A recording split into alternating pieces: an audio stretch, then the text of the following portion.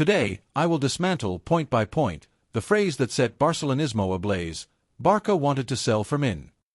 If you stay, you will discover dates, figures, and real decisions that demonstrate what happened. In this video, I tell you everything with clarity and without embellishment. In the coming minutes, you will understand who really pushed for Fermín's departure, why the figure of 90 million appeared, and what role Flick played in this whole affair. No smoke, only data, context, and decisions. If, at the end, I don't prove to you that the narrative is different from the one you've been told, you can give me a thumbs down. But if what you hear suits you, subscribe now. Like, subscribe, and turn on notifications. Here, every day, I bring you verified information, tactical analyses, and the fuel market explained in detail. All this noise stems from a categorical statement: Barça wanted to sell Fermín. My opinion is different. It's not the club as an institution, it's the agents who pulled the strings while Barça set a price and Flick continued to count on the player. That's what I will demonstrate to you today with calm. On August 13th, there was a board meeting with financial fair play on the table. In this context, any club evaluates possible sales, and that's normal. But going from that to designating Fermín as a departure target is an unjustified leap. The difference between studying a major sale in the abstract and wanting to sell a specific player is crucial. If emissaries are in Barcelona, they don't appear out of nowhere. In most cases, there is agent intermediation. The player authorizes listening, the club listens and sets conditions. This doesn't mean the club wants to sell, it means it manages the process and protects its value. Marc Casado was used as a parallel example with supposed offers of 30 million, but one thing is an approach and another is a firm offer. Barça was clear: no fire sales. If there is a transfer, let the proposal be serious and it will be evaluated. In reality, these firm offers never existed, and what concerns Casado doesn't automatically involve Fermín. It was also highlighted that Flick lined up Casado ahead of GAVI in some matches, as if it were a maneuver to convince him to stay. This is football, not theater. Flick rotates, manages workloads, decides based on performance and context. He did the same with Christensen and Eric, with Araujo and Cubarsí, or with Dani and Fermín. The key is knowing who called whom. If Chelsea sits down with Deco in Barcelona, it's because someone coordinated this meeting, and that someone is the agents, with the players' permission to listen. It's not Barça putting Fermín on display, it's Barça saying, "Here is our price." The difference is enormous.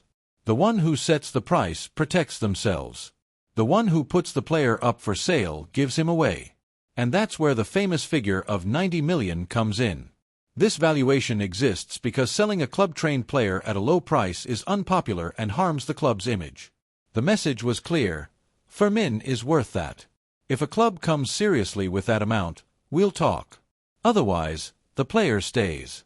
Setting a price is directing the negotiation, while accepting 40 or 50 million would show weakness. In summary, here's what really happened. There were tensions with financial fair play. The idea of a major sale was evaluated in general terms, but there were never firm offers of 30 million for Casado.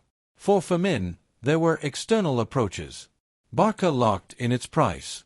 Flick counted on him, and in the final stretch, the agents attempted a salary improvement.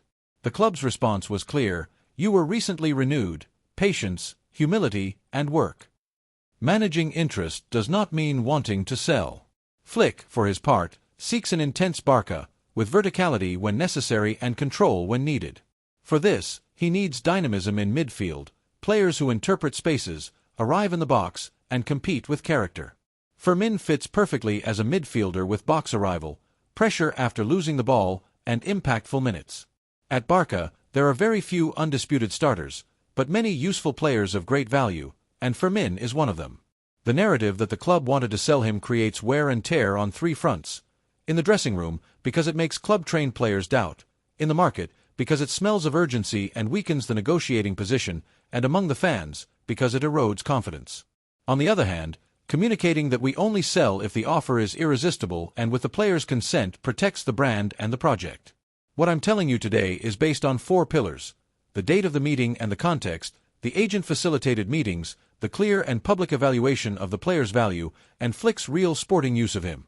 Here is the difference between data and a slogan. Fermín's role within the team is more important than some want to admit. Last season, he already left very solid numbers, goals, assists, and a level of involvement that made him one of the club-trained players with the most projection. He's not just a player filling minutes. He's a strategic asset who brings intensity and character in matches where others fade. Flick understood this from the beginning, which is why he insists on giving him a leading role. Wanting to reduce his situation to that of a simple asset to be sold is to ignore everything he represents for Barça. The academy is not measured solely by sales revenue, but by identity, by players who represent the club's values. And Fermín is a symbol of this resistance to external offers, a player who prefers to grow at home rather than be seduced by million-dollar sums. That's why the narrative that Barça wanted to sell him is not only false but dangerous for the project's credibility. It's also necessary to understand how the economy of a club like Barcelona works in 2025. The salary margin is reduced.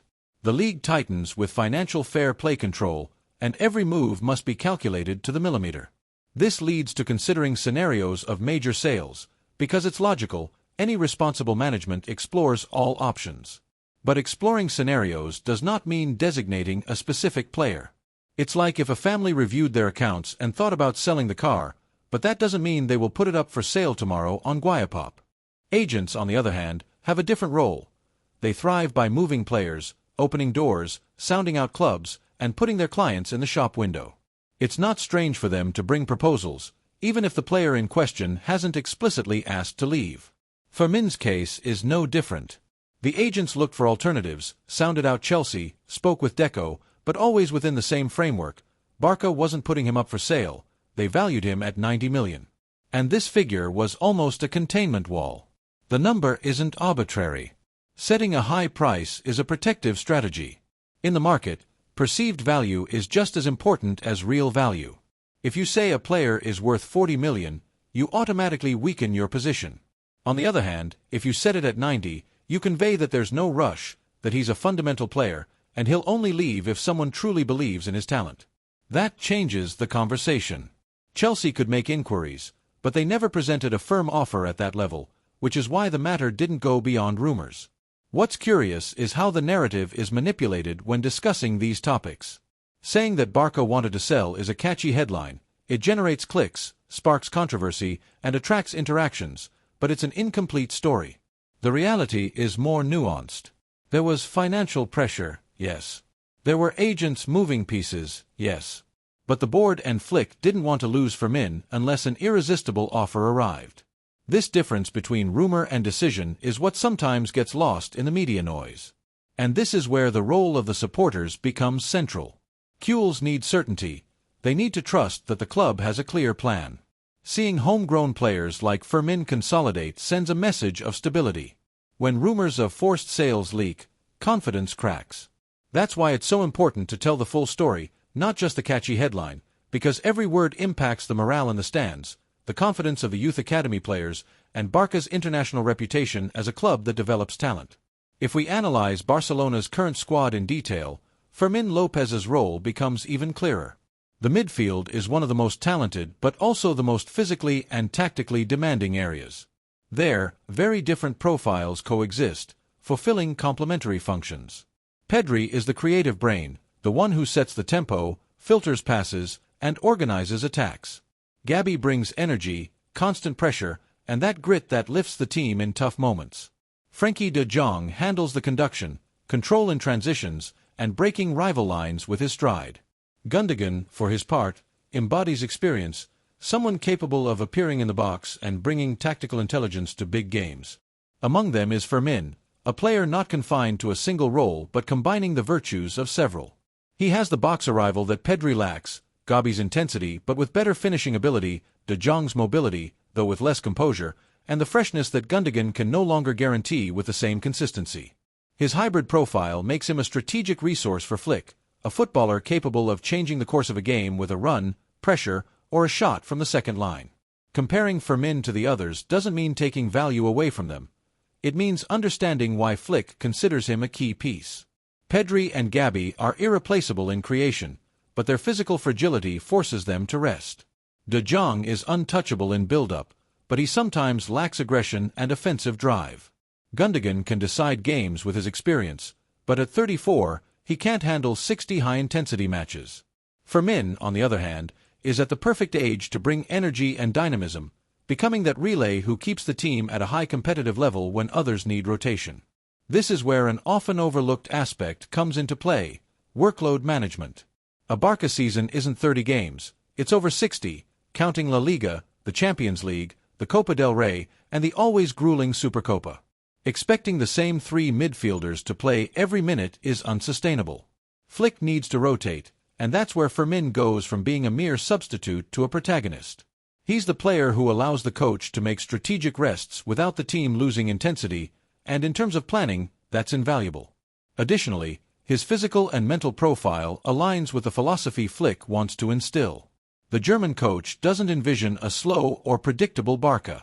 His idea is to blend possession with aggressive pressing and immediate verticality upon winning the ball. For this plan to work, he needs footballers ready to run, engage in duels, and make sacrifices.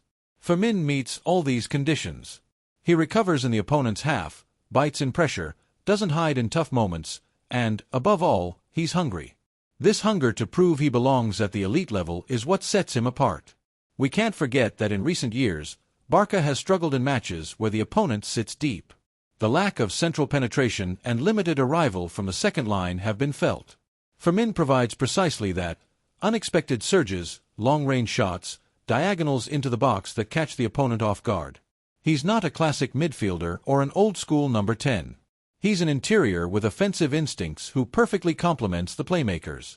The problem arises when everything sporting gets mixed with economics. Transfer rumors don't just create tension within the board, they also make the player nervous and affect his performances. It's hard to give your best when you're doubting your future and speculating about figures. That's why the narrative that Barça wanted to sell him isn't just unfair, it's dangerous. The player needs confidence. He needs to feel he's part of a long-term plan. And that's exactly what Flick and the club are trying to convey. From an economic standpoint, the club's strategy has been consistent. By valuing him at 90 million, they weren't saying that was his real market value, but that they were drawing a line. It was a warning to agents and interested clubs: we won't sell cheap. This figure, though unattainable for many, served to protect the player and make it clear he wasn't on the market. It was a message of internal and external protection. If a club really wanted Fermín, they had to prove it with an offer at that level. Since that never happened, the matter faded away. The impact on the supporters is incalculable. Seeing a homegrown player consolidate his place and resist external temptations is a moral boost. La Masia doesn't just produce players, it produces symbols. When one of their own stays, grows, and triumphs, supporters feel that the club remains faithful to its DNA. Fermín is currently a living reminder of what Barça has always stood for. Homegrown talent can be a protagonist even in times of the greatest financial pressure. Moreover, his example sends a powerful message to the rest of the academy. It shows them that it's not all about money or million-dollar contracts. It's about patience, hard work, and loyalty to a project. The younger players see Fermín as a role model, someone who chose to stay and fight for a place in the starting 11 rather than be lured by external offers. This educational impact is as important as any goal or assist. Finally, we must not forget the symbolic weight that Flick places on him. The German coach is looking for silent leaders, players who don't need an armband to communicate their energy. Fermín can be one of those leaders. He may not always be an undisputed starter, but he will be a pillar in the team's dynamic. His competitive character, his willingness to fight for every ball, and his resilience in the face of criticism make him a model player who embodies what Flick wants for this Barça: hunger, sacrifice, and commitment. Selling him at a mid-range price would have been a double mistake: sporting, because we would lose a valuable tactical resource, and symbolic, because it would send the message that any homegrown player is replaceable if a moderately attractive offer comes in.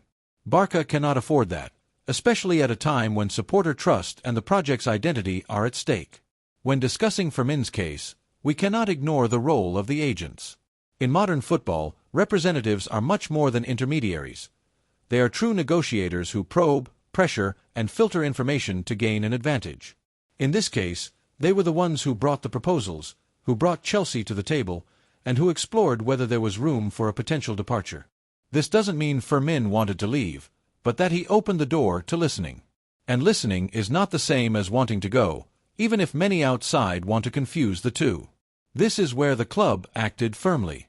Deco and the board knew they couldn't be led by the agent's moves. The response was clear and direct: 90 million or nothing. And in parallel, the message to Fermín was just as blunt: you've just renewed, you have a contract, your place is here, work hard, and you'll have opportunities. This combination of firmness and patience was key to cutting short the rumors and protecting both the player and the project. But the agents went further, even demanding a salary improvement in the final hours of the transfer window. Their argument was that since there was interest from other clubs, Fermín should be re-evaluated. However, Barça did not fall into this trap. They reminded him that his extension was recent and that he needed to prove his worth on the pitch. Once again, it was a wise decision. The club could not set a precedent of weakness by rewarding agents every time a transfer rumor appeared. Supporters, for their part, received this news with a mix of nervousness and hope. Nervousness, because no one wants to lose a homegrown player on the rise, and hope, because the final decision was to keep him. This mix is part of what makes Barça special. Every homegrown player generates a unique connection, and losing him would have meant much more than just an economic move. It would have been a blow to the club's identity. It's important to highlight how the narrative can shape public opinion. A headline like "Barça wanted to sell Fermín" generates immediate outrage, even if the reality is far more complex. Poorly presented information becomes a weapon of criticism, and that's where projects like Flicks find themselves threatened. That's why it's crucial to tell the full story, because only with all the elements can we truly understand what happened. Agents testing, the club protecting, the coach trusting, and the players staying. Now, looking to the future, this story leaves several lessons. The first is that Barça must continue to nurture its academy, not just as a source of talent, but also as an emotional and symbolic engine. The second is that financial decisions must align with sporting decisions. Selling in the short term may solve an immediate problem, but in the long term, it can weaken the club. And the third is that communication is vital. Every message sent, every leak, every headline can either strengthen or erode supporter trust. Fermín stays, and that's a double victory. Sporting, because Flick will have at his disposal a young, versatile midfielder hungry to grow, and symbolic, because Barça sends a clear message. We don't sell off our homegrown players cheaply. We protect them, we value them, and we make them part of the project. In a context where many clubs sell quickly to balance the books, Barça has shown that it can keep one of its gems even under pressure. The upcoming season will be long and demanding. The Champions League, La Liga, and the Copa del Rey will test the depth of the squad, and that's where players like Fermín will be decisive. His ability to come off the bench and change the dynamic, or even to start in high-stakes matches, will be fundamental. He will do so knowing that the club trusts him, that his place is secure, and that he was not used as a bargaining chip in the market. Ultimately, what is most valuable in this story is what it conveys to the youngest in the academy. They see that a player like Fermín, tempted by millions, stayed, fought, and earned his place in the first team. This example is worth more than any high-profile signing.